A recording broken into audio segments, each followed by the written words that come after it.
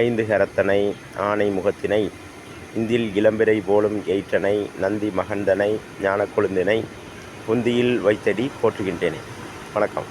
இன்றைக்கி வாஸ்துவில் நம்ம எந்த தலைப்பு பற்றி பார்க்க போகிறோம் அப்படின்னாக்க, நம்ம வீட்டில் முக்கியமாக கழிவறை எந்த இடத்துல எந்த திசையில் அமையணும் அப்படிங்கிறத பற்றி நம்ம இன்றைக்கி விரிவாக பார்க்க போகிறோம்.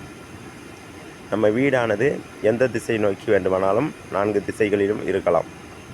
ஆனால் கழிவறையானது வடமேற்கு திசையில் அமைவதே சால சிறந்தது.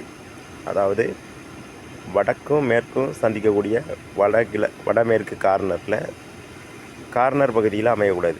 நம்ம வீட்டோடைய வடமேற்கு கார்னர் இருக்கு இல்லையா, அதில் உள்ளடங்கி, அதாவது வீட்டினுடைய வடக்கு பகுதியில் வீட்டை உள்ளடக்கி கொஞ்சம் கிழக்கு பக்கமாக அங்கேருந்து ரொம்ப தூரம் வந்துடக்கூடாது. வீட்டை ஒட்டி அந்த இடத்துல கழிவறை அமைப்பது, அங்கே தான் செப்டி டேங்க் அமைப்பது மிகவும் சால சிறந்தது.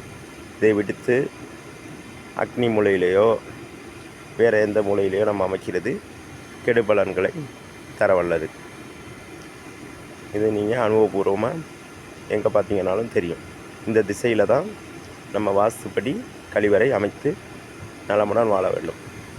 நமது நேயர்கள் ஆள் போல் தலை தலைத்து அருகது போல் வேரூன்றி மூங்கில் போல் கிளை கிளைத்து முடியாமல் வாழ்ந்திருக்க வாழ்க வேண வாழ்த்தி வளர்கிறேன். நன்றி, வணக்கம்.